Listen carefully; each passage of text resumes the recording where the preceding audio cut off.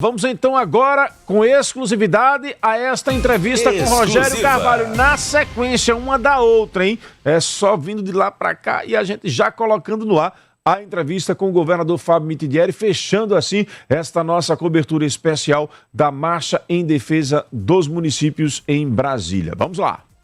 Exclusiva. A PEC 66, que estabelece um teto de comprometimento da receita dos municípios com pagamento de precatórios e de dívidas previdenciárias. E dentro dessa PEC também abre um refis de 300 meses para os municípios que estão em débito com o INSS, que têm tido o FPM bloqueado, poder renegociar sua dívida e poder tocar as atividades do município, saúde, educação, pagar servidor, né? Funcionar os serviços públicos e fazer a cidade funcionar de uma forma mais adequada para a população. Liderança do PT no Senado, o que é que está na agenda? Bom, nós temos na agenda a isenção do imposto de renda até 5 mil.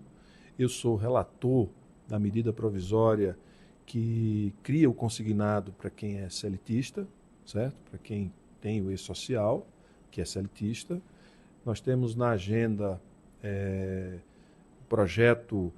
vários projetos, ainda hoje mesmo estávamos discutindo a questão do licenciamento ambiental, está na agenda, que vai para o plenário nos próximos dias. CPI do INSS, já ouvi nos corredores de Brasília que foi um erro, talvez, da liderança do PT ter anunciado que o PT apoiaria a CPI. Como é que ficou essa situação e qual é a sua avaliação? Foi uma medida acertada ou não? Veja, a gente tem que ter coerência, tá certo? O que eu disse é que, dependendo dos fatos, a gente não pode fugir.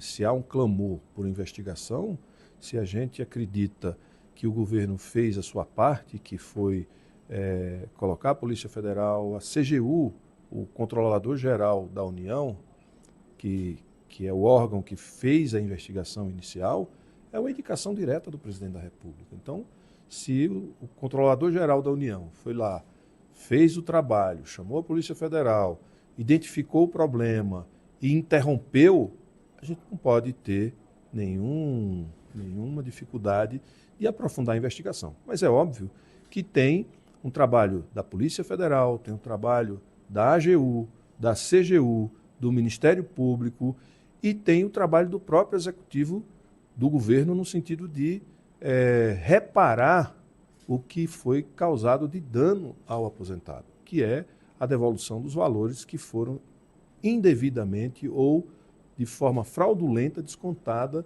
dos aposentados e pensionistas. Então, creio que tudo isso vai acontecer e, a partir daí, se houver necessidade de aprofundar ainda mais a investigação, nesse caso, a CPI pode ser um bom instrumento. Ou vaiado por parte dos prefeitos e prefeitas que lá estavam. Como é que o senhor avalia essa atitude? Eu acho que nós estamos numa marcha entre representantes institucionais. Ali é um encontro entre o líder do poder executivo nacional, federal, e líderes do poder executivo municipal. Portanto, ali é uma relação entre entes federados.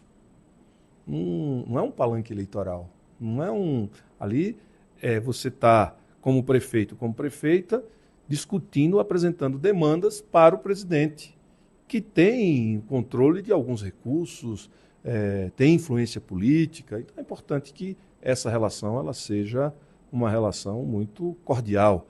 E é importante lembrar que quem abriu as portas do governo federal para prefeitos e prefeitas foi o presidente Lula.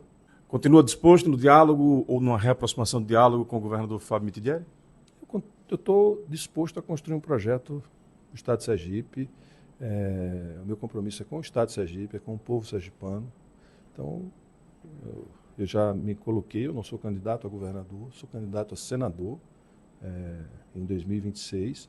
Portanto, isso abre espaço para que a gente possa ter diálogo, né?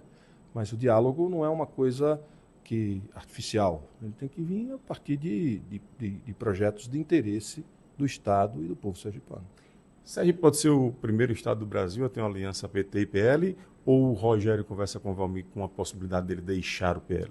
Veja, eu converso com o Valmir, mas obviamente que uma aliança formal entre PT e PL é praticamente impossível. E essa lá em São Cristóvão, ali em Itabaiana?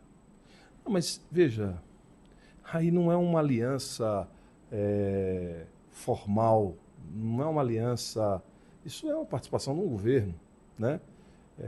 Eu não vou aqui falar sobre o prefeito Valmir e em que partido ele deve estar. Quem tem que falar sobre isso é ele.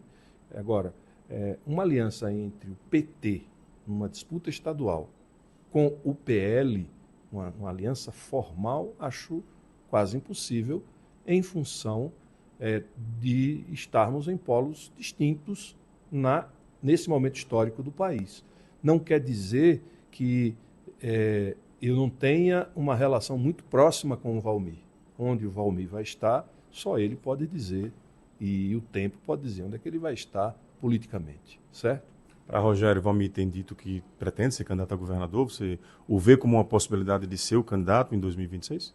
Olha, Valmir é uma liderança importante da política, independente do partido que ele está, como outras lideranças são importantes, independente do partido. Hoje, Marcos Santana é uma grande liderança, o Padre Naldo, que deixou a Prefeitura de Socorro, é uma grande liderança, Sérgio Reis está se conformando, está se formando e se colocando como uma liderança que tem capacidade de pensar a política. Valmir é uma grande liderança, indiscutivelmente, assim como o prefeito de Estância tem potencial para se transformar numa liderança regional e numa liderança estadual importante. Então, eu acho que a gente está surgindo algumas novas lideranças que é bom para a política sergipana e que a gente possa contar com essas pessoas e que essas novas lideranças se apresentem com bastante comprometimento com o Estado e com o povo sergipano. Tá aí, portanto, a entrevista com o senador Rogério Carvalho, trazendo essas revelações aí sobre a continuidade de diálogo com Valmir de Francisquinho e essa condição de que Valmir deixe o PL para que, de repente, possa se tornar aí candidato com o apoio de Rogério.